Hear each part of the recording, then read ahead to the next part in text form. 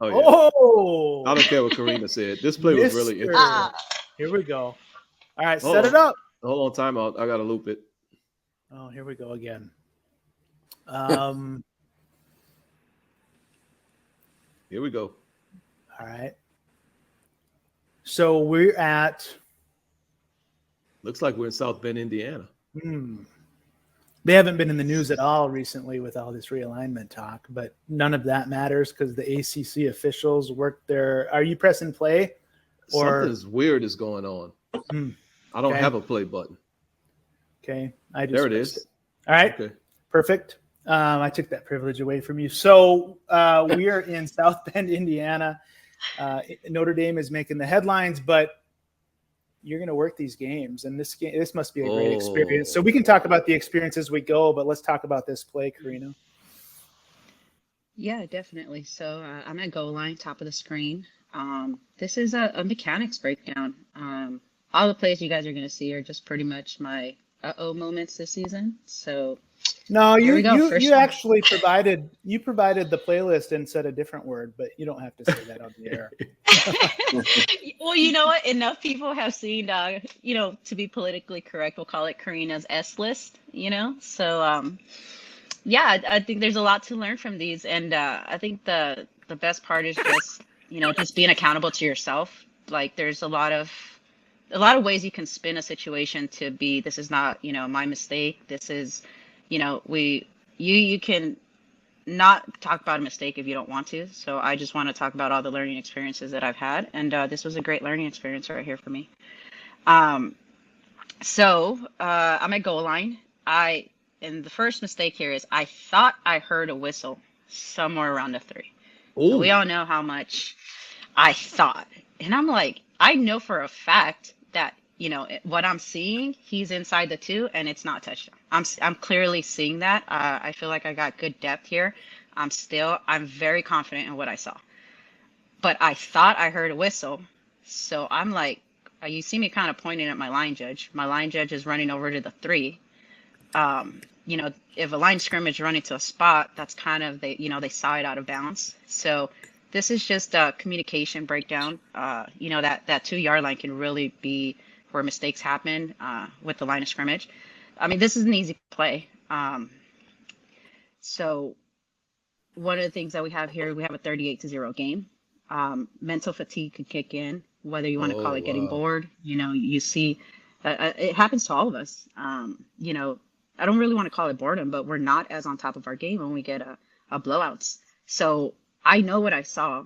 And instead of just going to have a conversation about specifics, I let him take the spot. I'm like, well, you had him out of bounds. You saw something that I didn't see. And I just did not even have the conversation, but I knew what I saw. So this first and foremost deserves a conversation. You want to put him at the 3, you want to put him at the 2, you want to put him at the 1, but you need to have a conversation here as a deep official. And as a deep official, this is your call.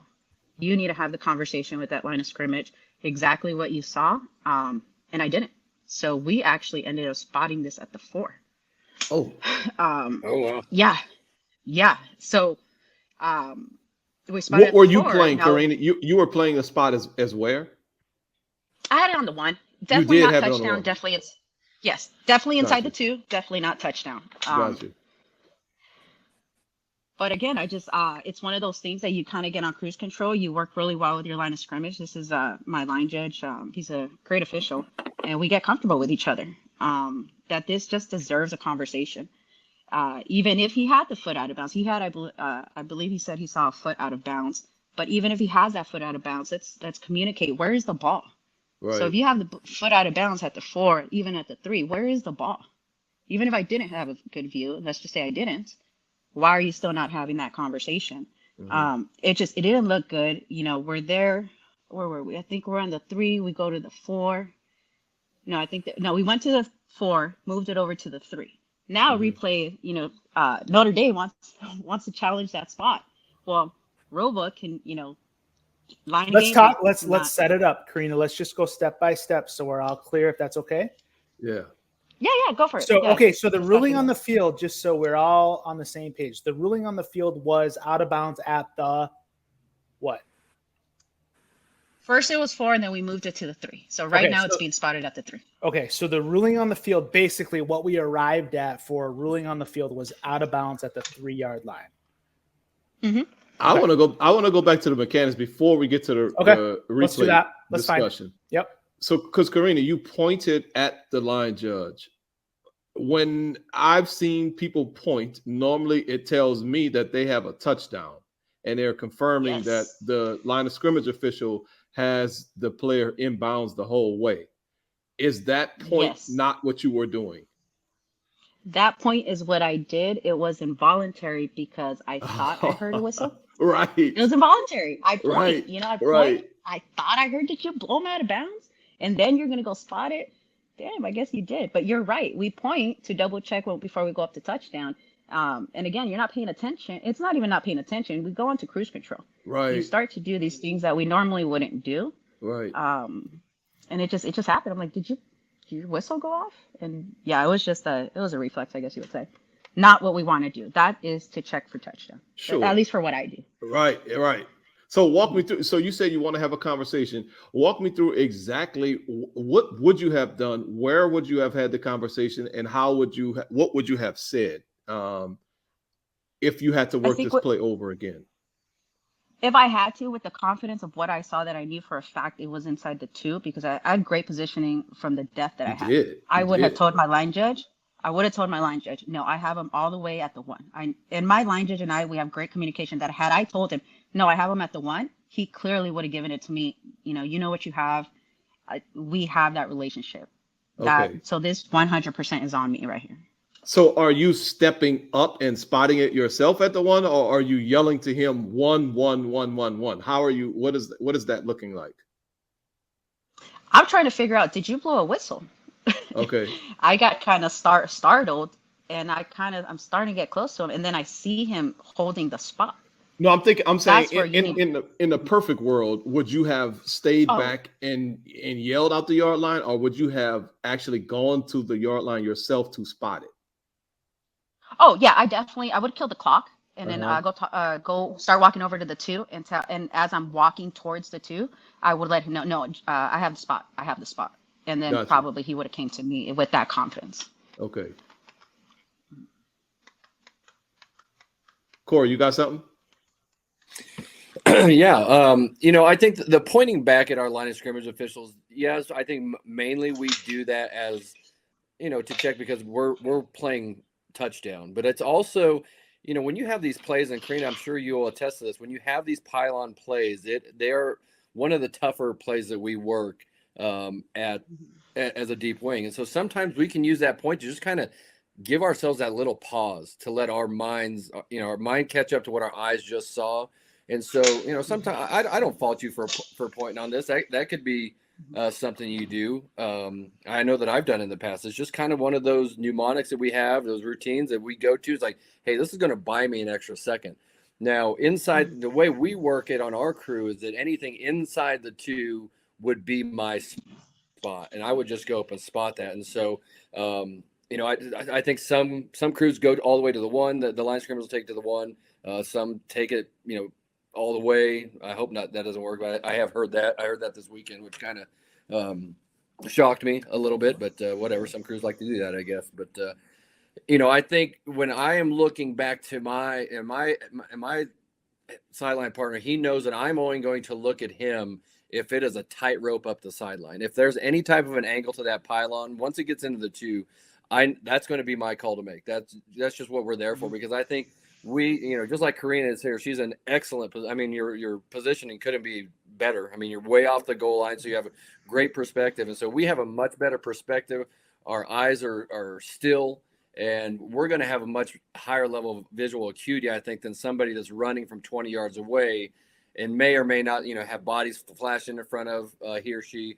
So, and those, unless it's a tightrope situation, I'm probably going to own that the whole way, which, I think you wanted to do here.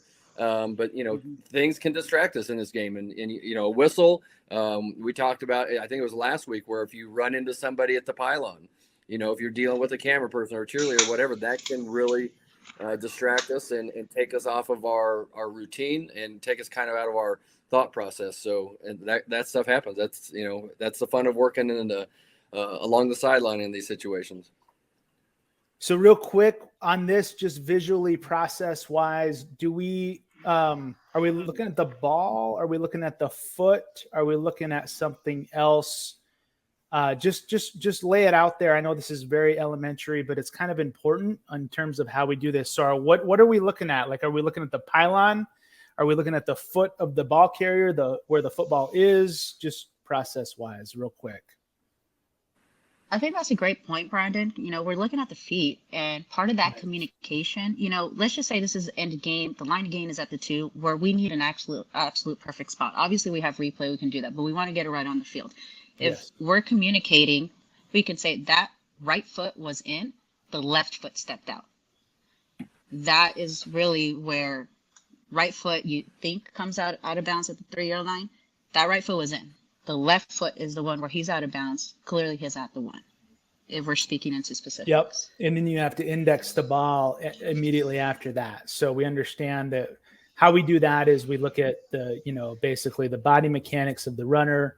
Once we have the runner out of bounds, is he upright? Is he diving? Is he lunging? And those kinds of things. And then it's an educated, it's not a guess. It's an educated what? I don't know what the right word. It's escaping me right now, but I'm not trying to say it's a guess. But basically, we find the foot. We understand where the runner's body is in space, and we kind of put all of those factors together to create a spot. Correct? Mm-hmm. Awesome. Well, the interesting thing would have been if that left foot was actually inbounds. Right. Oh my gosh. Now what? Right. Because so we could what if that to death. Do you want to what if that, or do you want to go into the challenge process from the coach? Because those are two really interesting. Let's do do both, the and we let's could- do the yeah, we Hey, do both. we Let's could do the- both and just do this play for the whole session. You can. We really can. But It's up to I you don't guys. care. I really don't care. Let's talk about that foot was inbounds. What are we gonna do? Yeah, so I think the scenario that I'll just put out there, and you know what, too, Todd, this is funny because I know that you've been in this situation as you're building out a crew. And by the way, building out a crew means starting the season. And I know that your crew is pretty much intact, minus 1 or 2 people from last year. But the bottom line is we all kind of start over every single year in some kind of a way. We want to build off of last year, but even if we have a new crew, like if there was some referee who got 9 new people, can you imagine that dynamic? Jesus. Yeah. That would be interesting. Anyways, so we do want to build out something new. So if there's ever something to discuss, when you would like officials to have offline discussions, wouldn't it be communication between a deep wing and a line of scrimmage official on plays like this? Right. You're right. So this is just an aside, but if your referee or whoever ever says, "Hey, does anybody have anything to talk about?" Well, this is like low hanging fruit, right? Especially if it's a new crew. I don't care if it's a new crew. You've been together 20 years. Let's talk about this because this is good stuff.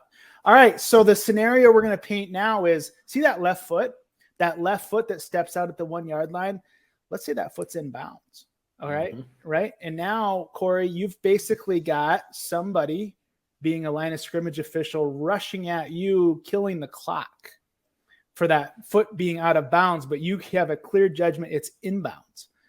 Right. And you can put the ball wherever you want, frankly, because it's going to be different based on your judgment of that foot being in bounds. But how does that actually play out? I mean, in that situation, that's when you just have to bring if we look back and we see our line is, our sideline partner coming down, killing the clock, we know that he or she's got the ball carrier out of bounds. And so at that point, we've just got to come up and be very assertive and say, hey, Rick, I have the runner in bounds. I have that as a touchdown. That foot did not go out of bounds at the 1 yard line, and just kind of bring your perspective on the play and how you judge the play and let that play out. And sometimes that may elicit maybe he wasn't out of bounds. I didn't really have a great look at it. I had traffic, whatever the case may be. But maybe he's, maybe he or she says, no, I for sure have him out of bounds. At that point, someone's just got to step up and make the call. And I think, I would be the person that says, hey, this is inside the 2. I'm going to go with the call that I have. We're going to go touchdown. if that's if that's what we want to go with. Yeah, if that's your judgment. I potential mean, scenario. whatever. Yeah, Yeah. exactly. Right. And just say, the hey, point- that's what we're going to go with. Yeah, perfect. Not to cut you off. The point of it is this is a judgment that involves multiple elements, but there's really no judgment that quote unquote sets precedence over the other. I'm trying not to use another word. That's fine. You know what I mean? Like there's a lot of times we think, well, if somebody does something, that ruling wins. We saw that at Boise, Brandon, and that's not the case. Right. We had a really good conversation about that. Good point. And that's really not the case. It's really not the case when we think it usually is, but it's really not the case here based on the scenario we just painted, right? So if there's a disagreement between the deep wing and the line of scrimmage of whether or not this foot's in bounds or out of bounds, the deep wing can come in and quote unquote play through whatever whistle there is. This is all just a simultaneous, a spontaneous event happening at the pylon. So we can have judgments. We might even disagree, but we can get together and make the proper ruling based on what we see, not just what we hear from the whistle, right? Does that make sense what I'm saying? Yep. Because a lot of times the whistle kills a play and we quote unquote can't pick the runner up and all that good stuff, or incomplete wins and blah, blah, blah. But here it's not really the case. I mean, we make if line of scrimmage rules the guy out, but that foot was actually in, and then the deep wing has the ball breaking the plane of the goal, the deep wing can actually come in and say, no, I've got a touchdown, and we can get to touchdown here without saying, well, let's just let replay handle it because we don't want to do that. Yeah, the only thing the whistle would do, Brandon, is just delay that touchdown ruling by the deep wing. Yeah, that's all. Just you'll take a look back and be like, whoa, I heard a whistle, like Karina did on this play. Exactly. And say, whoa, I need to see what this dude is talking about or what this lady is talking about. And then we just go up and have that conversation like Corey laid out, which I love. Yeah. And then bang it. Cool. I mean, can we just consider this? We use a term in a lot of other situations, the immediate continuing action. That's all we have to consider this. Whether we have a whistle or not. I mean, that's just the exactly. I mean, it has no bearing. This is just action. I mean, forget about those other two words. Honestly, this is just action. Right. That is obviously a very difficult judgment because it happens fast. I don't care what level it is, and we just got to make a judgment. And if we have a disagreement, let's talk it out. Let's use the foundation of proper mechanics, which we hopefully communicated prior, right? So if we're talking about this play the first time as a crew when it happens, between like the side judge and the headline judge, for example, we've got some opportunity in our preparation. Would you say? Late. I mean, come on. Yeah.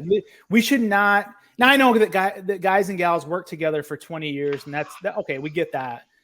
So this play's come up, but if this is the first time these two officials have talked about this play and how we're going to talk about this play, that was an opportunity for us to prepare a little bit better in the future, I would say. I'm going to challenge you on that, Brandon. Even if you worked with the same people for a while, I think you should still have that conversation, because if we don't, I think we risk being complacent. I'm sorry. That's what, if I said it the wrong way, that's what I meant. Okay. What I'm saying is this should not, I'll be absolute. This should not be the first time we have a conversation about a play at the pylon between the deep wing and the line of scrimmage official. Right. Okay. Okay. All right. We're good. Okay, cool. Can I add to that? Go ahead, Karina. Yeah, go. One of the things, the learning experience that I took from this too, I think everything that you guys said, right? This is not the first time we talk about it, but also throughout the game, first quarter, first series, are we in sync? Whatever your routine is, right? Whether you give the downs, whatever your sync is to know what your line of scrimmage and your deep officials are going to do, it starts on that first series. It's discipline to maintain it throughout, and especially in a blowout game like this.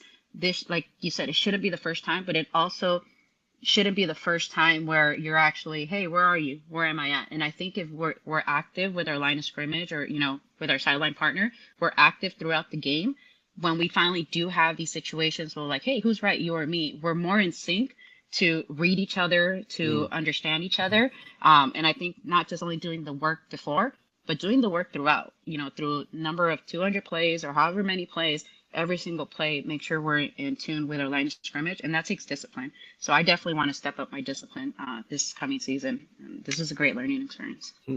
Karina, you bring up a great point. So this will be, I think, my third season with the same sideline partner. But after the first series, so either we're switching ends of the field for a punt or after a score, whatever the case may be, even as we're running and changing positions, we just look at each other. Are we good?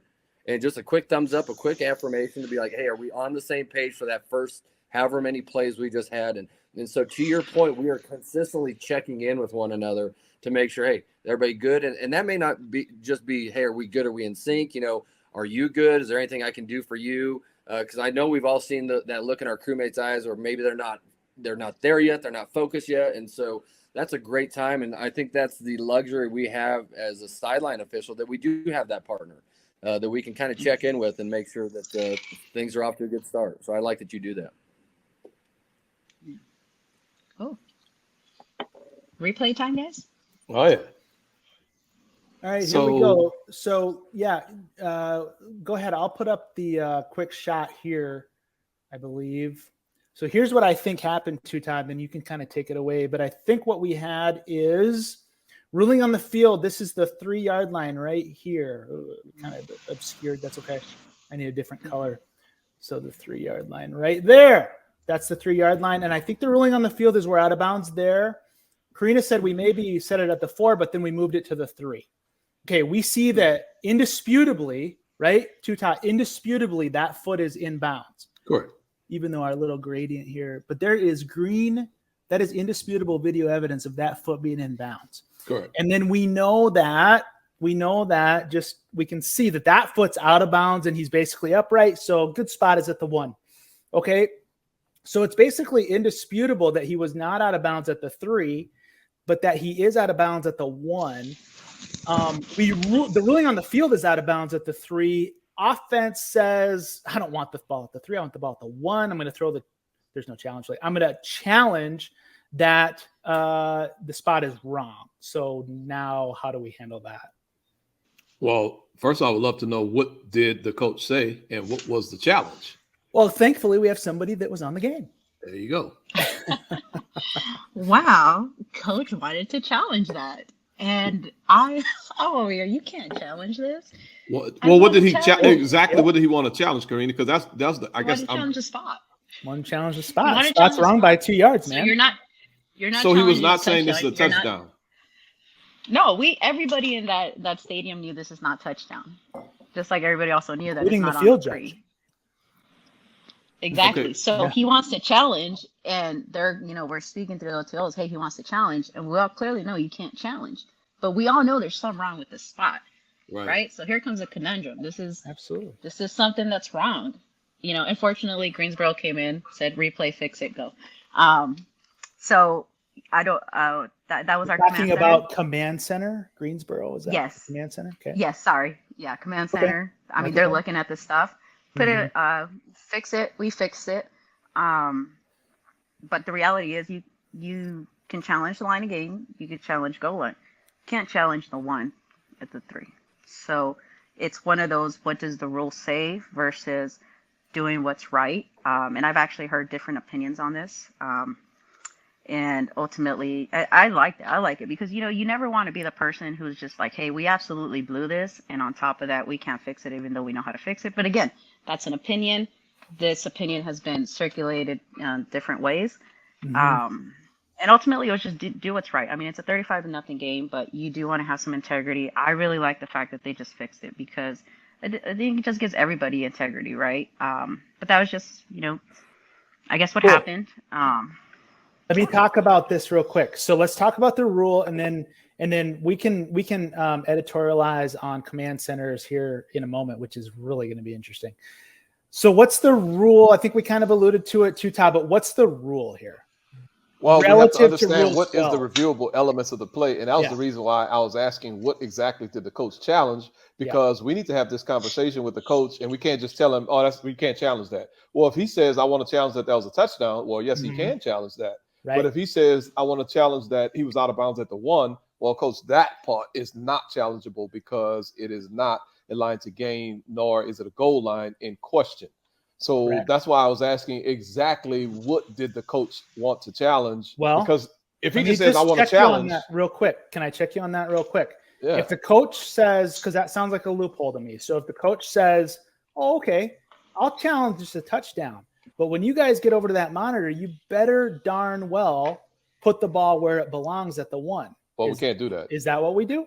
No, Okay. absolutely not. Okay. So. But why can he not? He can challenge if this is a touchdown or not. He can. Then it just depends on, I think, okay, good. I love that. So that's reviewable. Was this a Correct. touchdown or not? Right. That's reviewable. If Right. there was a line to gain somewhere on these lines, right? If that was the line to gain, or this was the line to gain, or the line to gain was down here somewhere, Also that would reviewable. be reviewable. Correct. But there isn't. So Correct. the only thing that's really reviewable here is goal line. And by the way, since we ruled him out there at the 3, we would need to see, like, I think the standard is 1 step, inbounds, and a dive. I think they took those words out, Brandon. Oh, I think it's just I think continuing action. Exactly. Okay. Exactly. Okay, so forget about all that. That's ancient history. Whatever. Let's not even go there. So what you're saying is, coach, basically, to make this reviewable, in other words, to start the review process, needs to challenge that this is actually a touchdown rather than out of bounds at the 3. I think what I'm really getting at is we need to be very purposeful with our conversations and ask the coach and make the coach tell us exactly what he's trying to challenge. Okay. And that that should happen with the sideline officials, and then it should also happen subsequently with the referee. Good. So we have plenty chances to not have the coach waste a challenge and a timeout and all of that. So love that. So this coach probably has a lot of people in his ear, and he's saying, they're telling me the guy's not out of bounds at the 3. He's out of bounds at the 1. Correct. What is the expectation on your crew in 2 weeks to handle this? Like, seriously. So this is something to be very intentional and important about, and how we're going to work this, because we got to know the rules, and we'll get to philosophy with command centers in a bit, because Karina touched on it. No, it's that's not important. lost on any of us, right? Oh, exactly. Right. But by rule, how are we actually handling this by rule? By rule, this is not reviewable. So we're just not going to review this play. We're not going to stop the game for this play. Coach says he's not out at the 3. He's out at the 1. Yep. Sorry, coach. That's not challenge. And I'll explain to him exactly why it is not challengeable or reviewable. Okay. If you get all the way over there as the referee, are you then charging a timeout or not? Well, it depends on what the line of scrimmage and deep wing have already talked to him about. If they told him he can review it, and I get over there and then you say when he wants to review, he can't review, then I'm not going to charge him a timeout. If I get over there because we were wrong. Exactly. Okay, good. Good. Now, if so I we get don't over there be and wrong. exactly what they told him, he cannot challenge, and he still wants to challenge it anyway, he's going to get a timeout, but we'll have a nice conversation. We'll have a time. He'll get his timeout. We'll have a nice conversation, but we will not go to the booth and challenge this. Yeah. I mean, the players can have Gatorade. They can have water. They can have calamari. I don't care what they want. They can have anything they want, but it's still going to be a charged timeout because we communicated properly. You were steadfast that you still wanted to do it. That's a timeout. That's a timeout. If you want to really kind of not impress people, go ahead and grant the coach the challenge, have the referee come over and say, what? You're trying to move the ball from the 3 to the 1. That's what you're challenging. That's not reviewable. Right. Well, he told me we could challenge it. Okay, coach, get your timeout back. We're going to start the game up as fast as humanly possible. That's right. From the 3, not That's from correct. the 1. Oh, no, we're not moving that ball. Okay. Oh, absolutely not. Okay, good. So we're all on the same page, right? Okay, now, so is that all we need to do on the challenge aspect, or do we need to do anything else? Well, we're going to, and so different referees work differently. My microphone stays open, so the communicator, the replay communicator. Your 020 stays open. Yes, 020. I'm sorry, not my stadium. No. I wanted to make sure. Oh, yeah. I wouldn't want to hear you on the microphone if you weren't trying to talk. Right. So my 020 stays open, so the replay communicator. No, the communicator can hear everything that I'm talking about. So I would assume, and then if we are working in Big 12 stadiums, just like what Karina mentioned in Greensboro, our replay command center is in The Rock is in Dallas. So if our conference leadership would choose to do something different, they would hear and understand what exactly is going on at this point in time. And if they tell us we're going to move this ball to the 1, then just like Karina said, we're going to move the ball to the 1 and we'll get going. Let's go. So yeah, so just, and I know conference command center. So really we can't come out of replay and move the ball to the 1. Now I get that we kind of can because there's command centers. What we can do is administratively collaborate. And that's what I was getting to. Correct. Yep. We would not go to a review and move to the 1. And say, look, the correct spot is at the 1. That's right. Because it's in the continuing action. It's an administrative, clear and obvious aspect, meaning we got video evidence quickly that there's green right there on the screen right now. There's green between the shoe and the sideline. It's administratively collaborative to go ahead and change the spot to there. It's really not reviewable by rule. Conferences are going to dictate what they want to do with command centers. College football is nuts. Hey, Karina, did the referee make an announcement after we moved the ball from the 3 to the 1, or did we just move the ball and then we played ball? You know what? I don't recall an announcement, but I do recall let's hurry up and go. Like, let's just go fix it. That's what I'm thinking. Because I'm wondering what would I say? Like, what if I would say anything? It would be one of those like after discussions. There you go. After discussion on the field, that's very transparent. Yeah, there you go. Well, I was waiting for my coach to go a little nuts. He's already getting whooped by 35, 38. Right. And I'm waiting for him like, hey, are you gonna like? Yes, like really? But he didn't say anything. Yeah, it's just because now you got to have an explanation for the other coach too, right? Correct. He just didn't happen to say anything. But you also got to think about that. You're on the opposite sideline. Yeah. You're gonna go like you guys really, you're gonna go on 2 yards. You really need to move that ball 2 yards with the score the way it is. Like you're gonna hear these things on the field. Mm-hmm. Yes. Yep. Exactly. Yep. Yeah. There's another issue with relative to how you where do you put the clock here? People can download the play and ask questions about that later. How about that? Unless you really want to go into it. This play is just a embarrassment of riches for learning. There's all kind of stuff to talk about. I love it. Where are we going next? I'll let Karina choose. I want to start with that one though. You had to. I know. Let's go to play 3, guys. All right. I think San Francisco has the controls tonight. Perfect. Something is strange though. I don't know what's going on with my controls, but they ain't working right. Whatever. Is the play playing? Yes. Okay, good. Playing for me. Yep. We basically, Karina, have an off tackle kind of setup run. Not much yardage gain. Yeah, what's this? What's the big deal, Karina? Right, there's a nothing play, but there's going to be some action at the second level, and I think we get a flag, and then that's, I think, where we wanted to talk about it. Yes, and most of these plays, like the common theme is communication. You guys look at that end zone view, bottom left corner. Yep. I believe it's 53. You can't see it on the sideline view. End zone view, you kind of see plays done. 53 just falls on the guy. And I'm looking. And again, a blowout. I'm like, did you just fall on him? And, the umpire turns, he gets it. But this is something now that I saw and I didn't flag.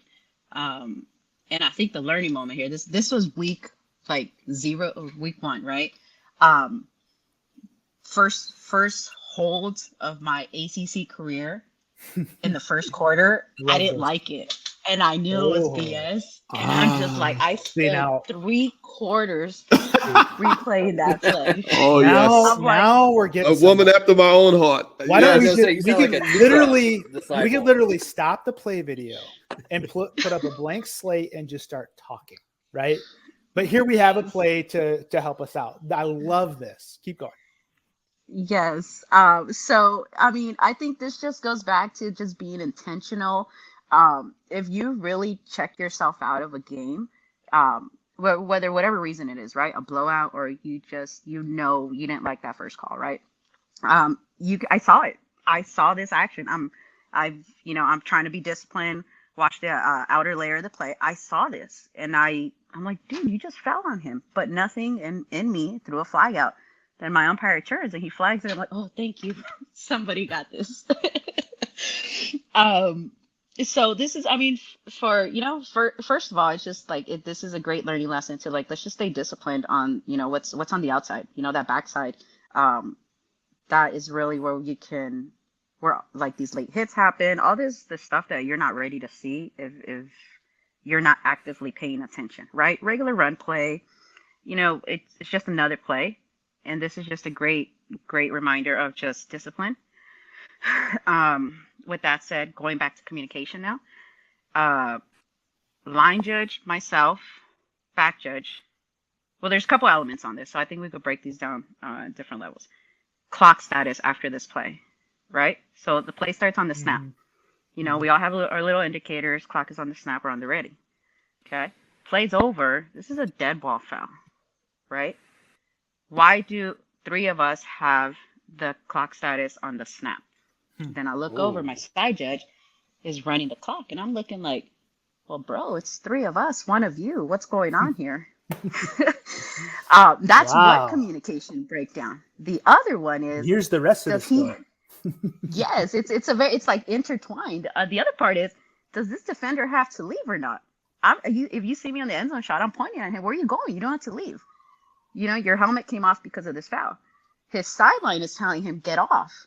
I guess the officials on the sideline were telling him he has to get off because this wasn't a helmet foul.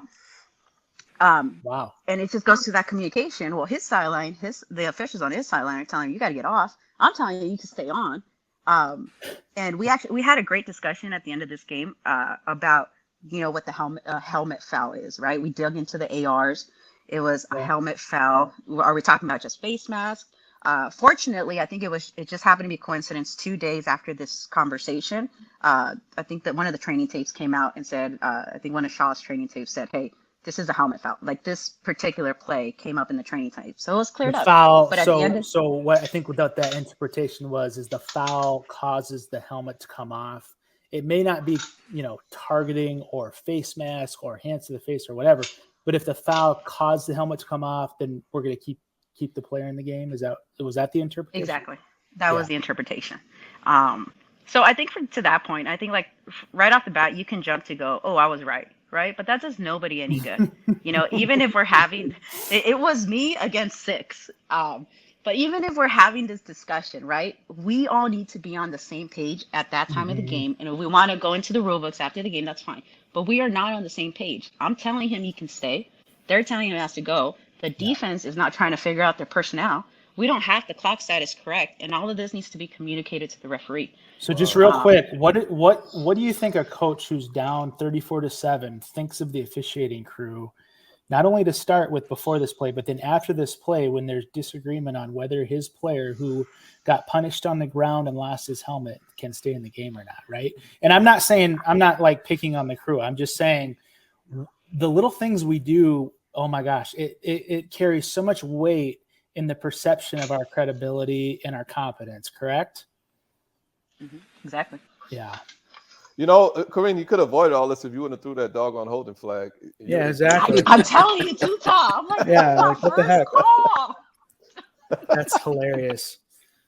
Tuta, That reminds me great when psychological. Our first year together, Tuta. I remember you went through that where when I was your back judge, you threw, I don't even remember what the foul was, but it was still in your head like at the beginning of the 4th quarter. Oh, yeah. And I was like, man, you're still worried about that? Like, 3 hours ago. Yeah. So, yeah. I have plays that I'm still worried about today, 8 years later, Corey. So, it's unfortunately, I don't even know how to get over it, but just have to figure out a way how to move on at some point in time. I actually did. I was able to make this adjustment, and it works differently for everybody. But what did you do? What steps personally did you go through to help yourself? We were fortunate that which Stuart was our white hat. Every week we were working on personal growth, development, leadership. We were listening to Foley. Constantly just growing. Besides just the X's and O's of what we have to do as officials, it was constantly how can we just be better overall. And one of the key points that I actually got at the last week of our crew game working together, it was we all want to punish ourselves, right? It was like, how do we get over this? Just you're being wrong. Like we all have had that feeling, right? Where we're like, damn, we messed up. How do you move on from that?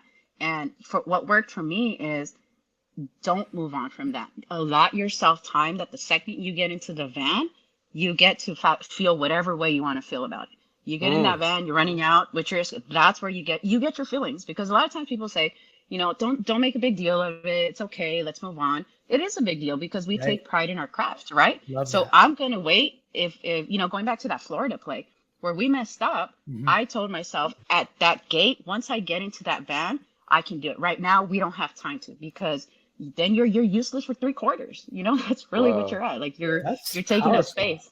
Yeah. Yeah, really it was a so lot of. You're positioning your ability to be like in self-pity. That's a joke. No, but like to have pity over yourself. You're positioning that later so that you can focus now. I mean, that's compartmentalization, but that takes a lot of like strength to do too, by the way. I think. And I think it's cool because you're not telling yourself, Karina, oh, it's okay. It's okay. No, it's not okay, but we'll deal with it at a later time after we have a chance to. Because I think a lot of times us as officials, we can just like brush it off and say, oh, it's okay. But it's like you're saying, it is a big deal. And it's not okay. But at this point in time, I don't have time to wallow in my self-pity. I don't have time to really figure out why did I screw that up. We have 138 more plays to go. I got to get ready and get my mind right for the rest of these plays. So the same is true. Can I just make the point on when you make the greatest correct call in the history of college football officiating, right? That's correct.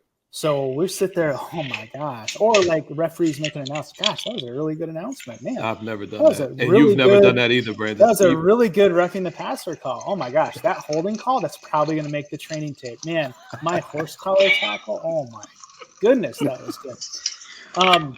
So you can get to the same place in terms of being complacent or being distracted, really is what it is, right? It's distracted on the other side of the spectrum.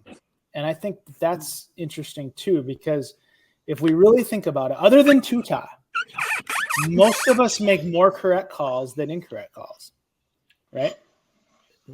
Corey? No, I'm not quite sure what you're doing there. Well, 100%, yeah. I'm just listening to how you work through your ball games. Personal evaluation. Yeah, okay. That's how you stay not fired, right? Yeah, you were always one to be very self-critical. Absolutely. In the time where it wasn't necessary.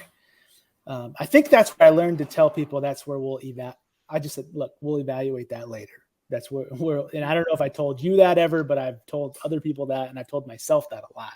Yeah. We'll evaluate that later. And that's the same thing what Karina is trying to say. That's correct. That's correct.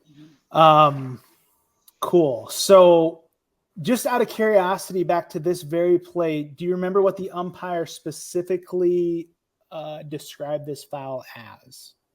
Just for all of us. I want to say we put it personal foul. I can't tell you at the time. I don't know if it's in the announcement over here, but okay. So let's just go there. Let's go there, everybody on the panel. UNR versus UNS, real quick. We had this debate a lot, right? Yeah, that's not. This is UNR. This is football action. I mean, absolutely. This is he's finishing a block. That's right. Right. This is blocking. I mean, now a block can be unnecessary, which is in the judgment of the umpire what this is. Okay, good.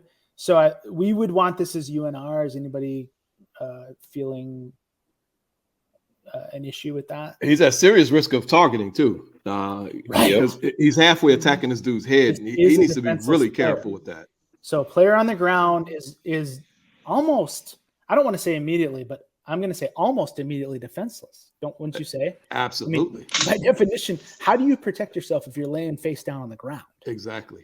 So he is protected from forcible contact to the head neck area, I believe, if indeed, all the elements of targeting are met. Now, we go with UNR here because why? Just anybody. It's a football play. It's a football play, but then what actually what is the question we have to answer to make this call? What is it unnecessary? Are you saying is this unnecessary? unnecessary? action? Yeah, and so I frame it differently for myself. Could he have avoided Oh, hitting this yeah. guy Mhm. on the ground with this much force? Yes. Mhm. He won the block. Mhm. He won the block. I mean, the ball's actually kind of dead. So whatever. I could understand if he hits him because maybe doesn't know, he doesn't hear the whistle, but he doesn't have to hit him like this on the ground, right? So he, to me, could have avoided this, and that's kind of what I'm looking for because players really have displayed incredible ability to avoid this very type of action. So we understand why this was called. We understand why we would want this as a foul, correct? Yeah, and he's attacking too, Brandon. He didn't just He is fall on attacking it. him. He didn't Exactly. just lay on him with his belly or nothing like that. He's He punishing actually attacked. Yes. Yeah. Okay, cool. All right, what else? Clock status. Yeah, let's go Communicating into to the clock referee. status. So 3 people were saying the clock status was needed to go on the snap after this play, and 1 person was saying ready. So what was that conversation like the next week in the meeting room? You know what? Well, I was filling in on their crew, so I Gotcha. was a guest on Okay. this crew. The conversation actually, we were just like a bunch of nerds going into the rule book of was it or was it not for the helmet coming off? Did he have to come off? So we didn't really talk about the clock Well, status. yeah, let's go there first. I think that's a good way. So I think a lot of, because you said the interpretation came out shortly after. Yeah. I was familiar with the idea that like let's say this is roughing the passer. And I know it's a stretch, right? But let's say this is roughing the passer and this late hit to the quarterback forces in some kind of a way the helmet off. Even though maybe I don't judge the contact directly to the helmet, right? I think we were along the lines of keeping the quarterback in the game because it was a foul, it was unnecessary, and that's kind of what caused the helmet to come off. So is that, that's what you all were debating, I guess. Mm-hmm. Exactly. Yes. So we had a lot of those discussions ourselves, and we just decided that if there was a foul and it kind of directly and or indirectly caused the helmet to come off, I remember a lot of those discussions being like, let's just keep the guy in the game. He can stay in the game because of the foul. They don't have to take a timeout, blah, blah, blah. So then does any of that impact clock status, I guess, is now the next question.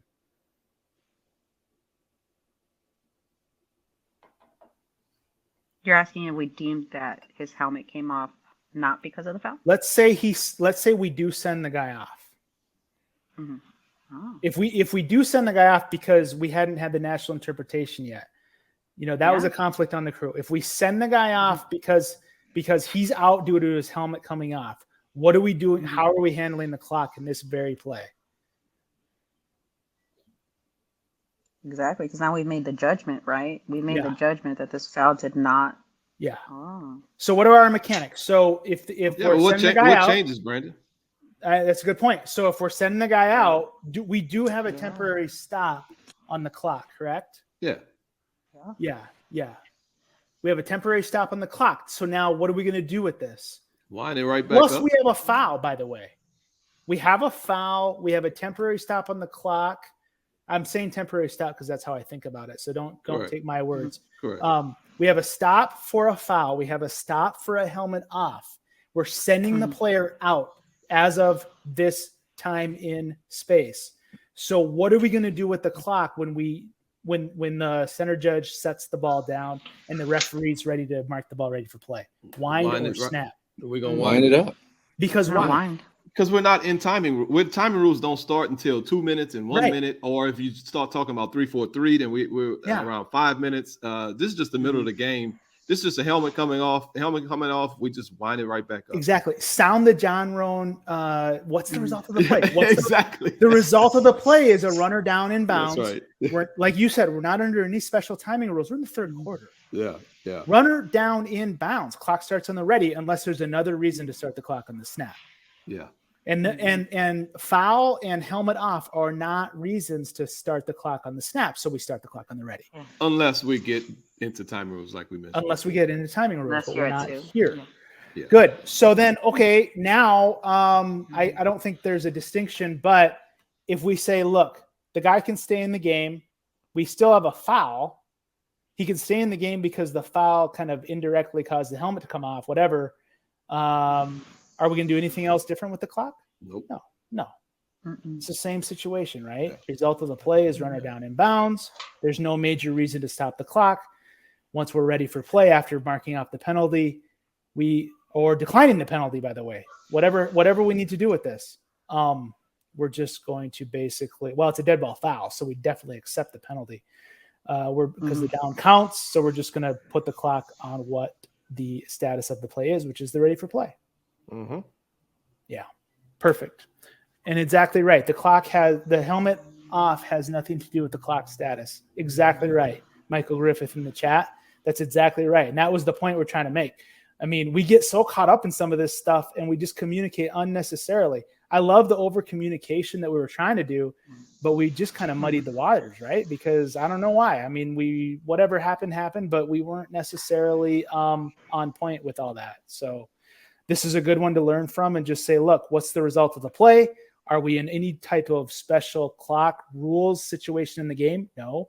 Well, then it's a runner down in bounds. Clock starts on the ready for play. I think to that point, Brandon, I made an adjustment. You know, a lot of times we're really comfortable with our indicators, where I would get the clock status at the end of my pre-snap, where that has just always been a habit. This year, I added before the play starts, what's my clock status?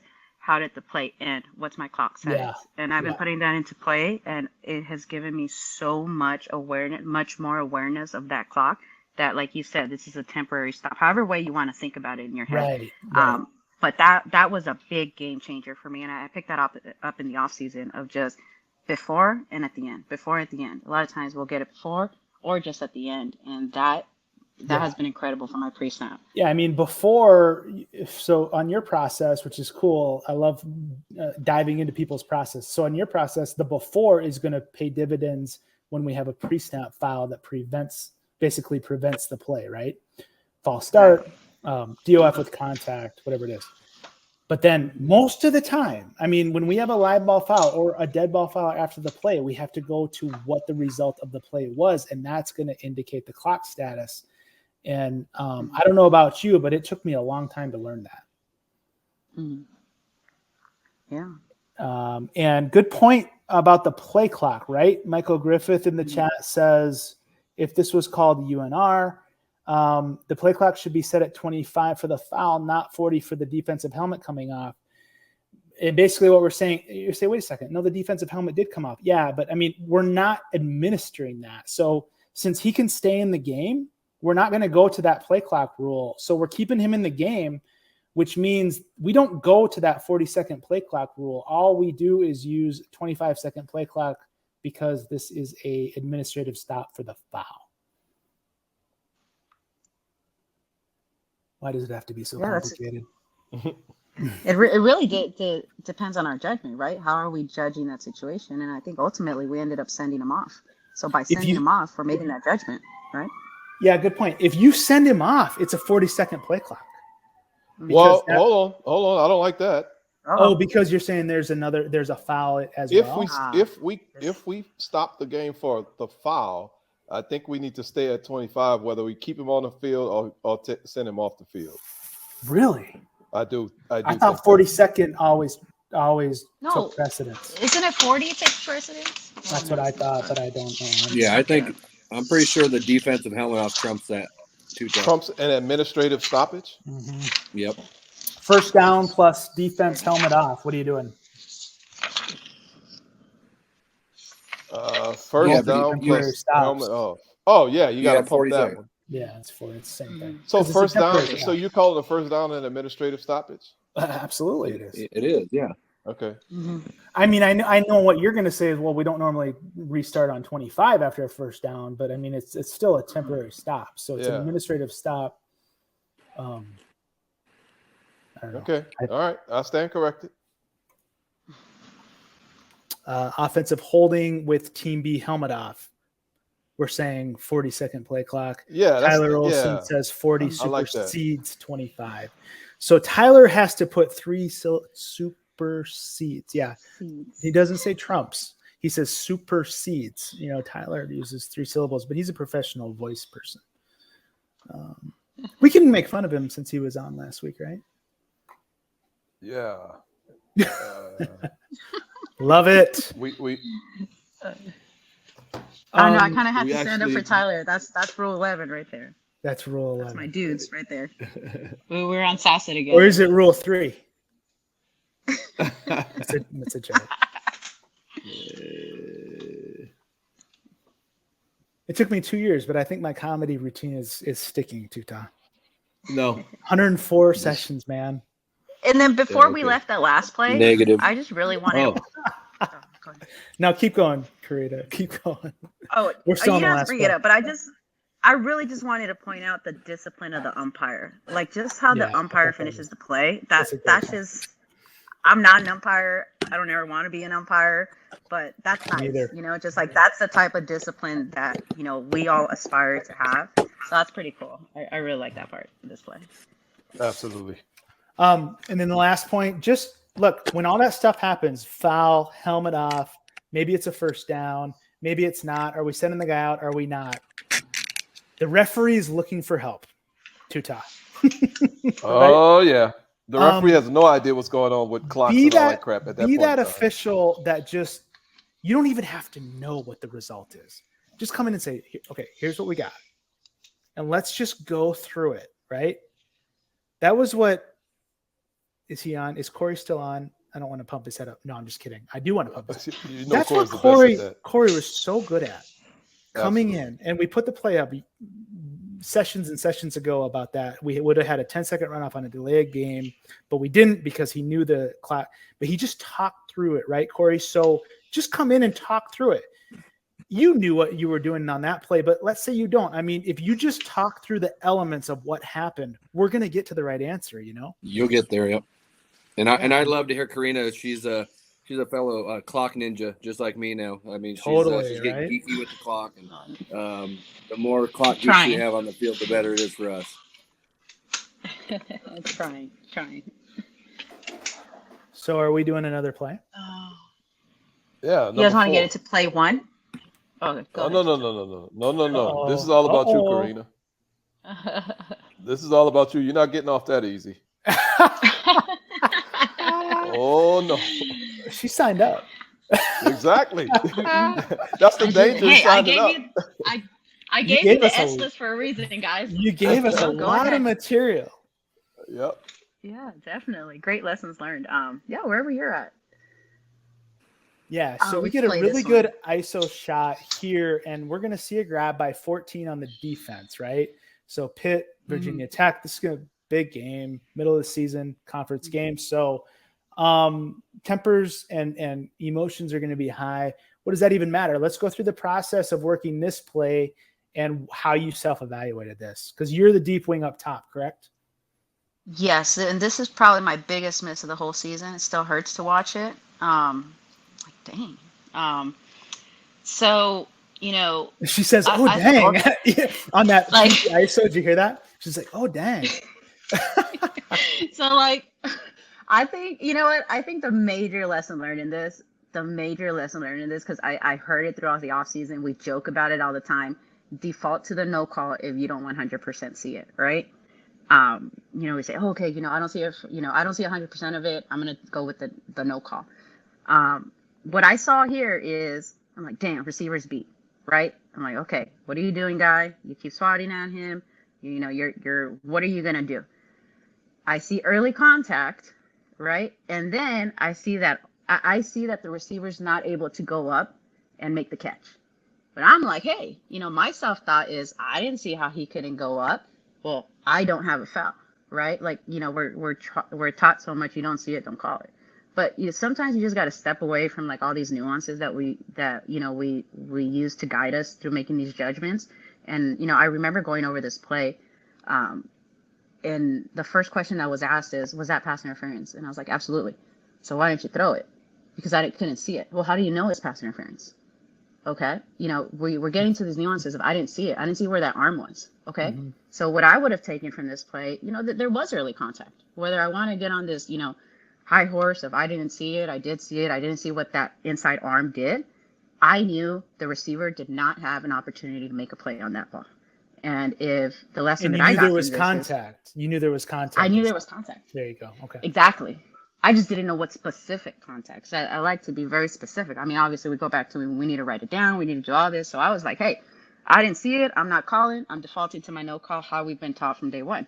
But, again, the nuances can really, really pull us away. That this is pass interference. That was the takeaway that I got from it. It's like, it's just a question. Did he have an opportunity to play the ball? He did not. Okay. And even if you're not sure, throw it and go talk to somebody. Then you have a second or two to process some more, or maybe get a little different information. So yeah, I mean, it was probably one of the biggest pass interferences I've ever missed. Great lesson learned to just let's call the game, right? Like, we always get told, call the big stuff. Well, this is the big stuff right there. Get off of this, defaulting to the no call because I can type of stuff, right? This is pass interference. And so that's what I got from it. Probably my biggest mistake of the whole season. And yeah, here you go, guys. And you sent the play Everybody in. wants to take a look. Yeah, you sent the play in, so we can just take, we can basically line up and take shots, right? No. First of all, thank you. This is pretty cool. You admit that this was your, quote, biggest miss of the year. I know that all of us had misses equal to this. If we're honest with ourselves, we would. So none of that even matters. The biggest thing that matters is how we dive into this. So, I mean, what about like Corey, just evaluate the play. How about just real quick, you and Karina, maybe just go back and forth, evaluate the play. Sure. If you're still on and yeah, I mean, talk about like, we got a cushion, we're moving, we're fighting to keep our cushion. We've got the right arm of 14. Talk about phase, in phase, out of phase. There's a lot to go into here. Yeah, whenever I start to evaluate a play, whether it's myself or somebody else's, the first thing I'm looking at are mechanics. Because I think that's our foundation for what we do. And so, I think Karina, you have great separation here. I think the one thing that you may recognize that you probably would have liked to have been motoring down, if not stationary, when this is happening, because it's easier for us to see the big element of the contact, but then sometimes it's not as easy for us to see the finer points of that contact, to see, okay, what is being contacted, what is being taken away, where is the restriction. And I find that it's easier for myself to see those finer details as I slow down or motor down. So, that's the first thing I say. I mean, I love what you said that, let's not hide behind the whole, just take the no call. And, that's something that was kind of rammed down my throat from veteran officials. And that just didn't really make sense to me. It's like, well, why are we just abandoning ship? Let's just get the play right. And if we can identify how we could get it right, then we learn from it. But I like how, that there's contact. And then you said something that really stood out to me. It's like the receiver cannot make a play on the ball. So then we have to find. Then we have to process that to say, well, why couldn't he make a play on the ball? Did it? Sometimes when the receiver's trying to come back the ball, they can slip. Okay, if we don't see it's a slip, and we know that there's contact, sometimes we have to use that sixth sense from watching video like this over and over, and from hundreds and thousands of snaps, that your football sense just kind of takes over, and how to piece that together. It's almost as if you have this sideline view now from how the bodies are reacting from your view as a deep wing. So, I mean, again, I love how you classify this. We all have our big misses, and if this was your biggest miss last year, then you're doing all right. So, because even 11, he didn't even seem like he cared that he got interfered with. He just pounced up and went back to the huddle. So, and let me ask you that: did that play at all? I mean, I think I know what the answer is, but do you think that that the reaction or the lack of reaction from number 11, did that play into your decision at all, your decision process? No, it didn't. And maybe had I'm going to be completely honest. I bought myself out of it. I can't see. And I didn't even get to the point of, we read that body language after, right? hey, even you know Right. you got a flag. Everybody knows you got a flag. You know, grandma on the last row at the top at the nosebleeds knows that's pass interference. No, I Did didn't process did it. did you have any conversation with your line judge about this I play, mean, like on the field or at some point? no, and that was the learning point because at least if I get a flag on this, I can go have the conversation. Versus you're killing the Right. clock. There's no flag out there. That is, that's the main thing that I got from this. Flag it, like you said, your football sense is there, right? Flag it and go Yep. have a conversation. Because then if somebody else has a different view, well, there's a flag out there. We can always wave it, but we can't really. I mean, I know some people have said that they don't mind dropping a flag, but for me, if you don't have a flag out there, you're not gonna have a conversation, then throw a flag after the fact. Yeah, I like the way you prescribe it. I don't think the whole have a conversation and throw a flag for PI is ever going to play well for us. I mean, we all know how the TV announcers are. If it's 0.8 seconds after the contact, oh, here comes a late flag. They'd have a heyday with something like that. So, yeah, the whole reason I asked about the flag- yeah, Go I ahead. mean, I just want to say, like, we don't prescribe like guessing with our flag either, and you're not saying that. I think what you are saying is just trust your instincts on Yep. your study and your preparation. That look, ball's a little bit underthrown. He's trying to fight back for the ball. This contact moves him. It adds momentum to him, kind of off of his position. And trust your instincts there. It happens fast. So we get all that. We definitely don't want to guess with our flag, but we do want to trust our instincts, right? Exactly. Yeah. I don't think we're advocating for guessing, but it's just you've seen this, Right. and you have enough of the evidence that your football instinct can take over, and especially we can touch on this defender and how he's playing out of phase.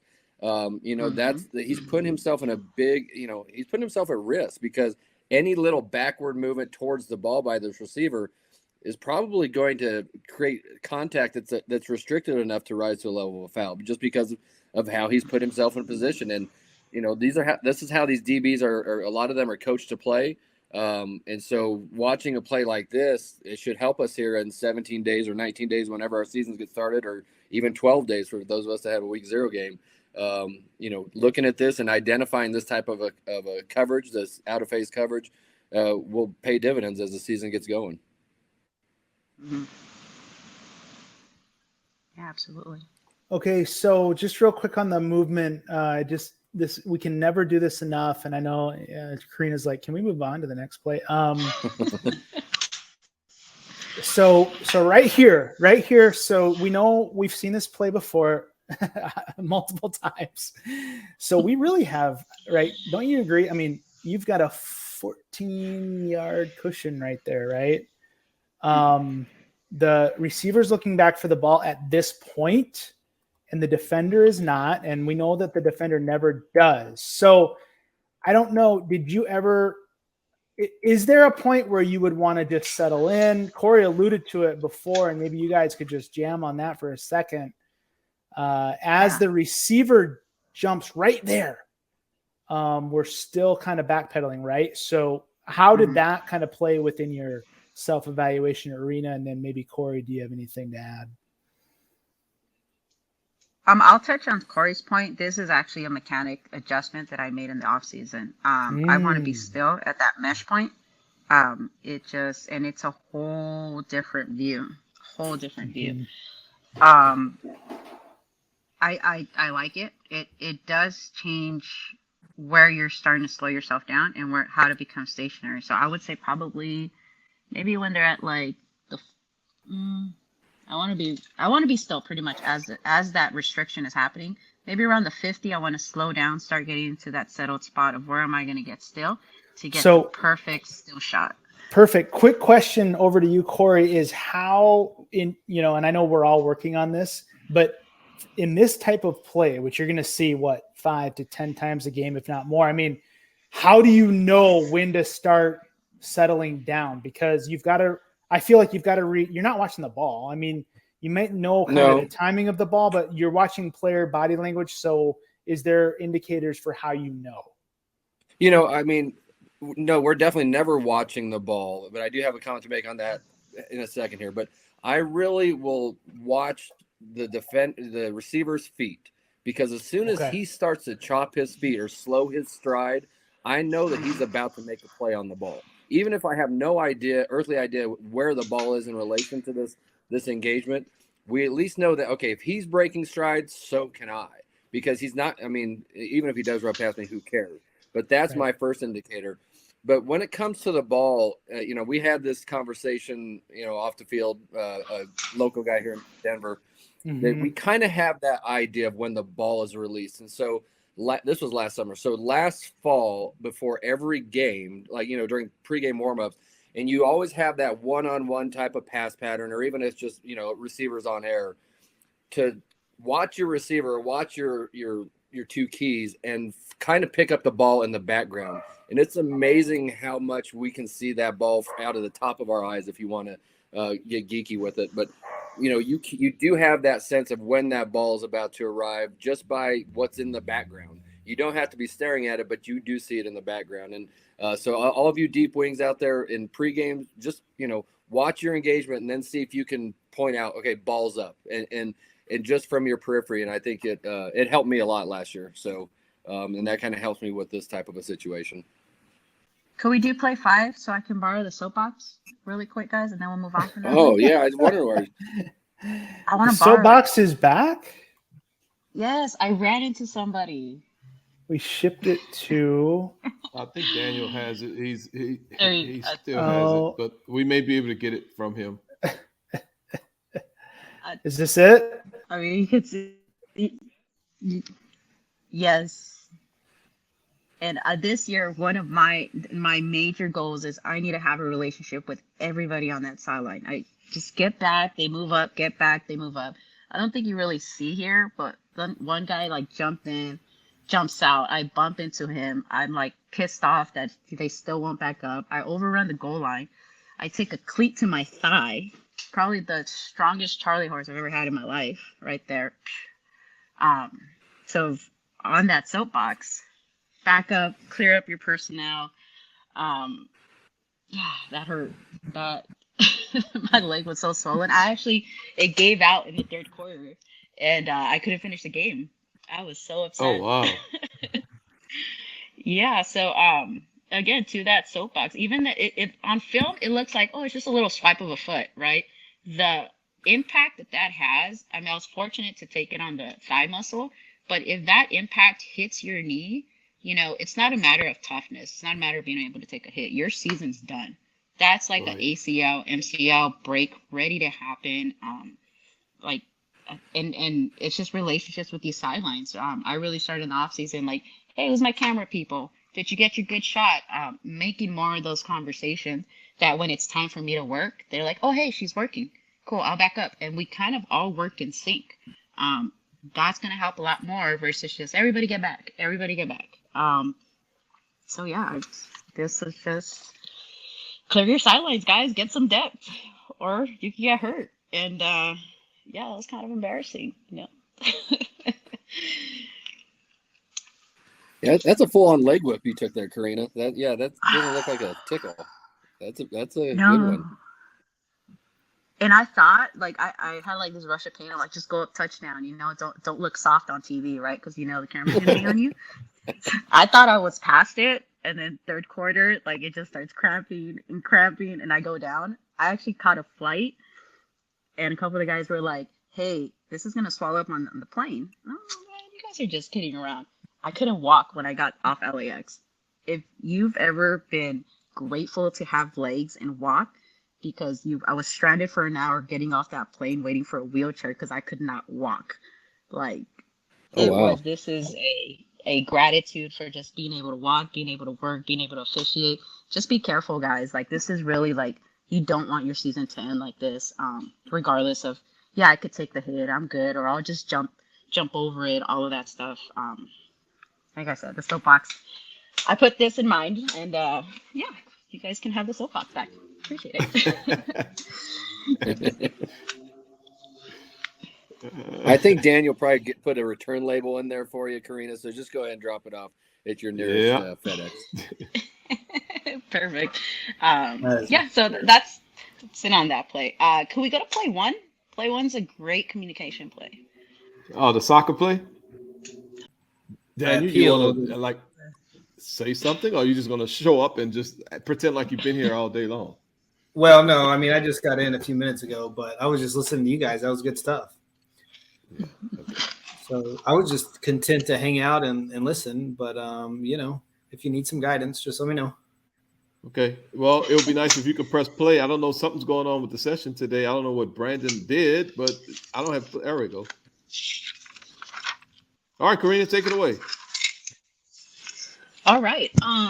This is just one of those cluster plays. What happened? How did it happen? The little wrench on this is let's put ourselves through this with we have no O2Os and no replay. That's a nice little curve onto this. Punt play, 4th down. This is a big communication because I think if you just break down what the play should have been, right? We have 2 fouls. Let's offset them, replay the down. It's simple, right? There's something you can What 2 fouls? Wait, slow down. What 2 fouls do we have? Of illegally kicking the ball by the kicking team right there at the 25, illegally kicking the ball by 97. Oh, so we flagged both of those. Yes, they both take a kick. So yes, the confusing part is there is a whiff and a miss by 97 right of the return team. Right as soon as he whiffs it, right, 97 of the kicking team actually illegally kicks it. Right? So this is like 2 of the same number. Yes, every time we get these like nerd quizzes, and I'm like, why do you guys use the same numbers? Why? Right. Can you use separate numbers? I'm a believer now. Bring me all the quizzes, guys. I'm ready. Confuse me. So it's very interesting communication because the line of scrimmage on the bottom of the screen had the information that he whiffed it, right? He missed. 97 missed, right? The umpire had a flag. So now, just an interesting conversation. Now I'm on the other side. I can't hear in the O2Os. Just like, what's going on? They're having a discussion. And by the time I finally go peek my head in, he didn't kick it. And I'm like, what do you mean he didn't kick it? This is a blocked kick. We all saw a punt play that got blocked, right? How does he not kick it? Because I'm on the other side of the field, right? Opposite side, has no idea what's going on. I'm ready, for this return. And I think it's just very interesting conversations that if the umpire has a flag right where you have the information of the whiff, but then there's an illegal kick, right? We need to be very specific. 97 of the kicking team, 97 of the return team. And then 97 of the return team actually does kick it at the 6-yard line. So now how do you have that conversation? And there's no O2Os and no replay. Go. It's a great lesson learned to just, from my perspective, I was so confused on he didn't kick it.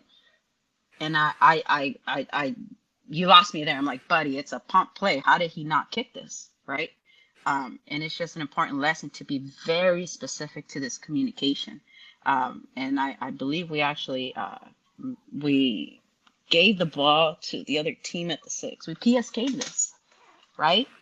And if I have no information about even did he kick, did he not, did he kick, did he not, we all have a piece of the puzzle. If you're opposite all the way on the other side of the field, make it and this became my goal. Like I have this on my list of plays that I have for a goal. I need to be as involved, even if I'm all the way on the other side. Something's not right. You might not know if he kicked it, he whiffed it, fine. But the piece of the puzzle that you can bring in that this is not PSK. So that's kind of like the standard that I hope to go, but I didn't. I just, my coach is asking me questions. I'm like, coach, I don't know. Let me go get information. And we just go with it.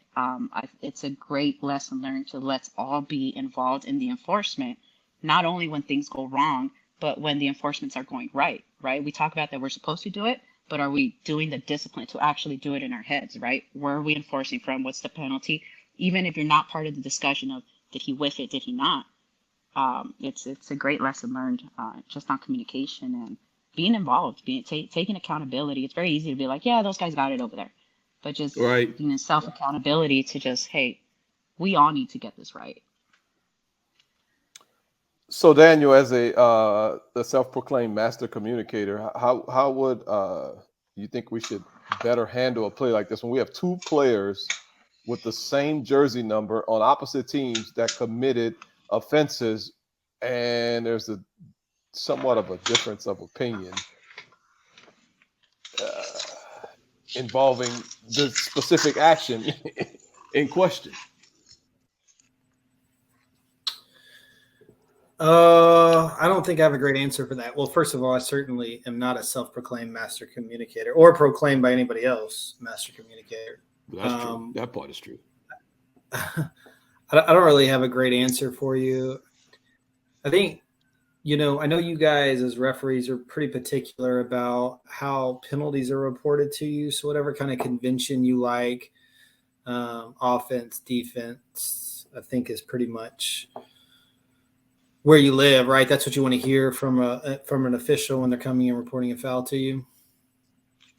Colors would probably not be preferable, but right. I personally, as a referee, I don't make that big of a deal about it because I've come to learn that no matter what I think or what I would like, officials are going to report fouls the way that they report fouls. Yeah, that's probably true. So I just take it as it comes. Okay, well then that kind of just shoots whatever point I was getting ready to make out of the air. No, but you go ahead with your point. I'm one referee. I think crews that are more particular about that, like sticking to that kind of language, could be helpful in a situation like this. Mm-hmm. In terms of like the difference of opinion, like man, that's really challenging. It's really tough. Because the other wrench in this is, right, so if I'm giving you information that 97 of the return team whiffed it and didn't kick it, right, but he actually does kick it again at the 6. Correct. So maybe I'm giving this information. Everybody has their pieces of the puzzle here. So I'm having a conversation about a foul over, around like 20-something yard line, but 97 of the return team actually does kick it at the 6. So could I potentially talk somebody off of their foul that they actually have by not being specific enough? Correct. Very interesting communication right here that I've bounced around different ways. I kind of hope this doesn't happen again, but it is just a lesson learned to be specific, right? Be very specific. And we're not always going to have our O2Os, right? Replay can go down. These are just wrenches that get thrown that we have to be able to be disciplined and work through them and not just, oh, hey, O2Os are out. Okay, I'm out of the conversation type of thing.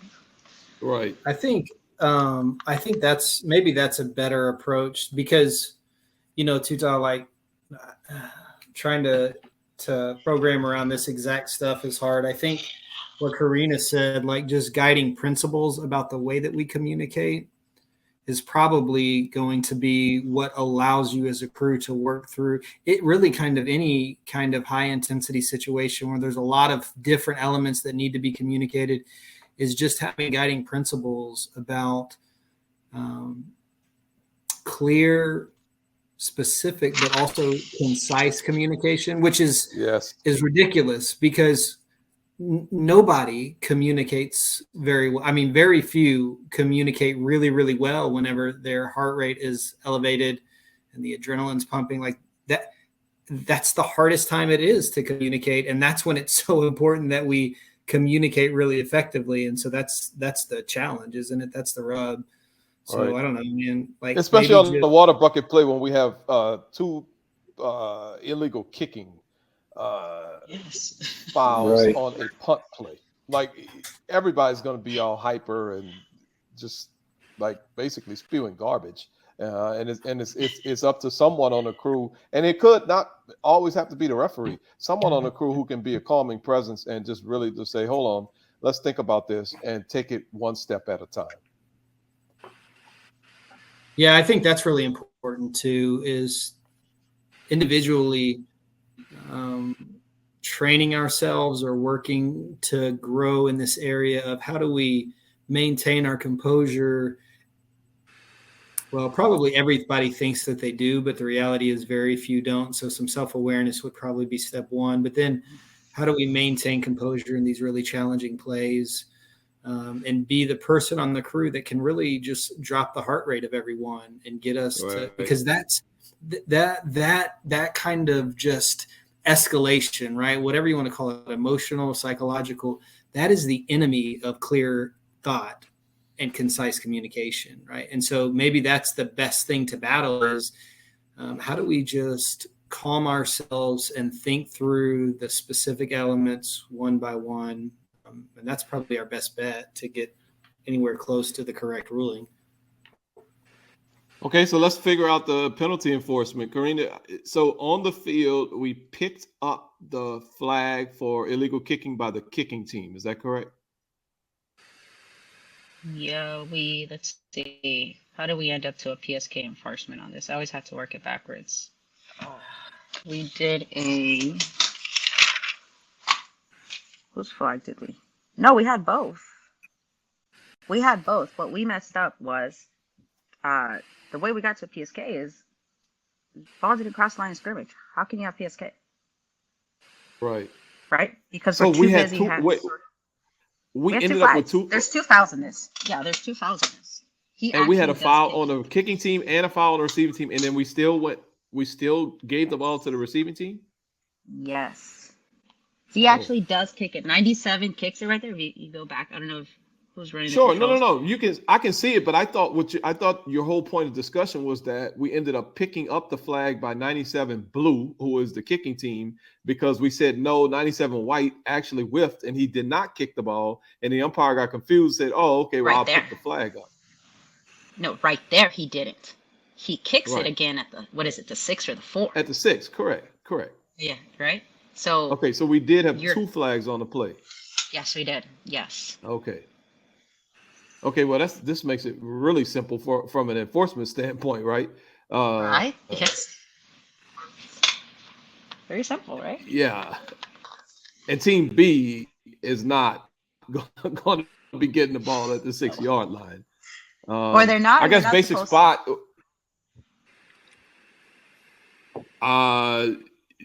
They're not.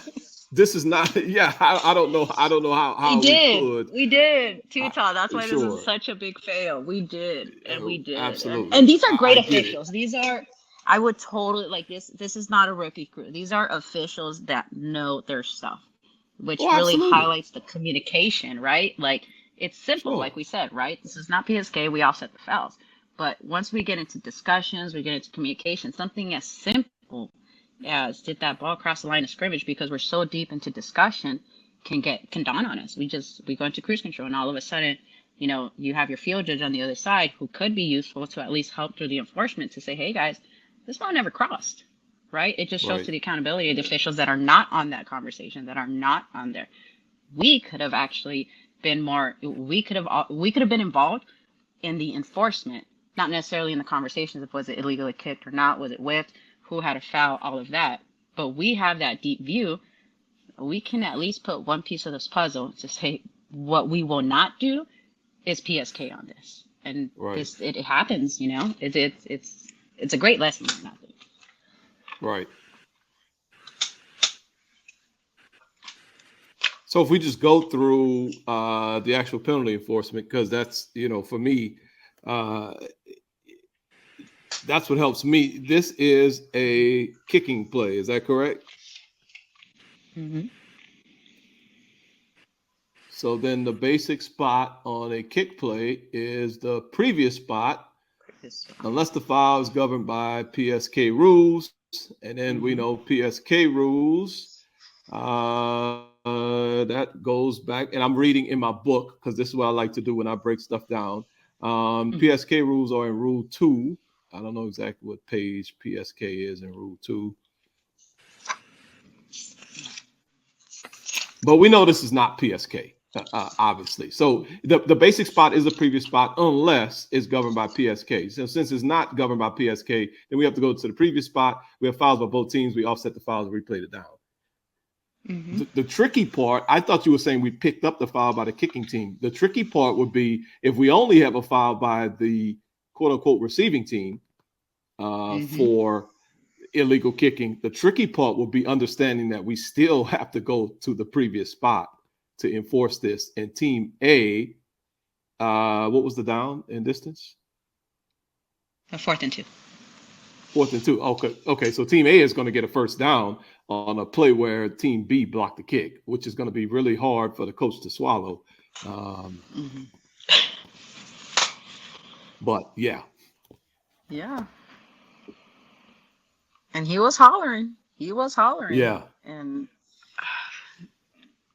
again, it's just this became a big thing because you know, a lot of times we say, oh, we're not involved in this play. We're all involved in the enforcement. Exactly. And that's a great point. You know, just get involved. If you're not involved, get involved. Especially if you have some. This is a play that we've never seen before. I don't know how many people I've never seen illegal kicking with 2 different players on 2 different teams kicking the ball on a block punt. I don't know about anybody else. This is my first time seeing this play. So on the field, it's really easy to just get distracted with all of this craziness. Exactly, Michael Billica, and they have the same number.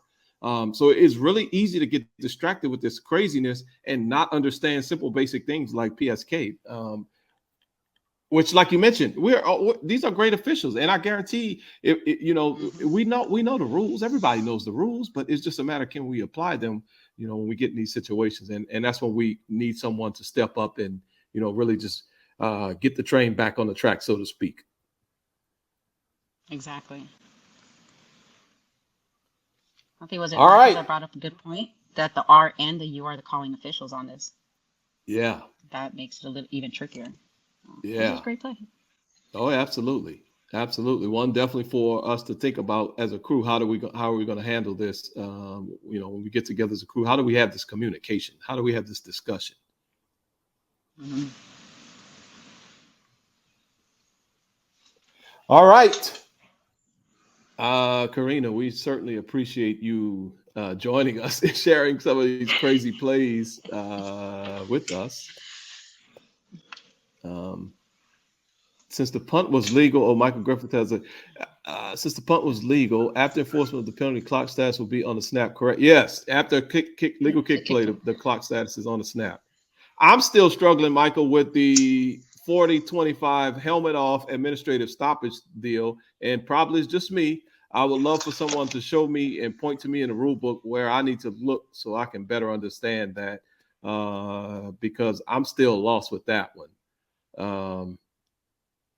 I don't know why. I've been looking in Rule 3 the whole time. So I'm wondering, how does the play clock supersede the administrative 25-second clock with that defensive helmet off? And I can't find it. So if someone can help me, please, pureofficiating@gmail.com, or put in the comments of this. Once we post this replay up, that will be great. If you could direct me exactly to where I could read that rule reference, I would love it. I think it's an AR too, Todd. I'll look it up for you because I had that same question. I looked through all the ARs. I'm like too. you have to show me. 239B1. Is it? It's somewhere. Like, you got to show it to me. I'm like you. Oh yeah, I have to read things for myself. And it's not that I don't trust people, but I don't trust myself. And that's the way I get it put into my head when I can actually read it. 339B1.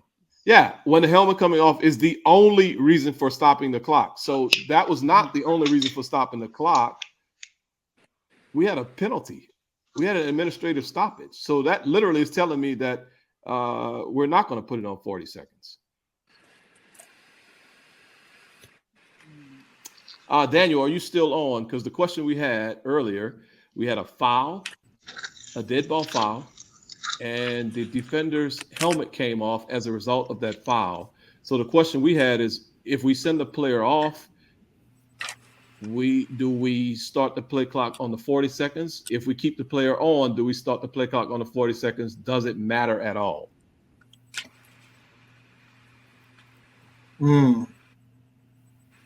I don't know that I've ever thought about that. Right. And so does whether or not whatever does? So the question is, does whether or not the player has to leave the game impact what we set the play clock to? Well, that and does the helmet off supersede the administrative stoppage relative to the play clock? I feel like that's correct. That the 40-second does supersede the 25-second. FR 87. I couldn't tell you why. 208, so I don't know. Yeah, how you in FR 87, Michael Bellica?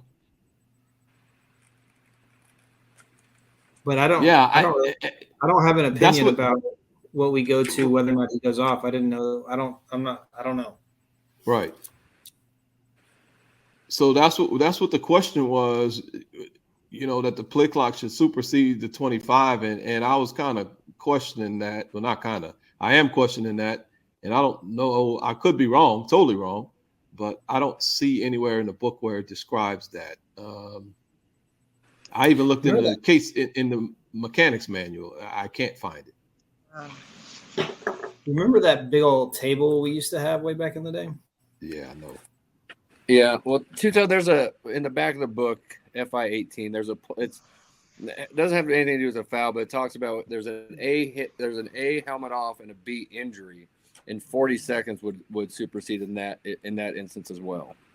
I'm good with that. With helmets off and injury. So, well, that's the only example. But 40 just supersedes 25. I just, I wish they had it was better delineated in the rule book, but I don't think it is.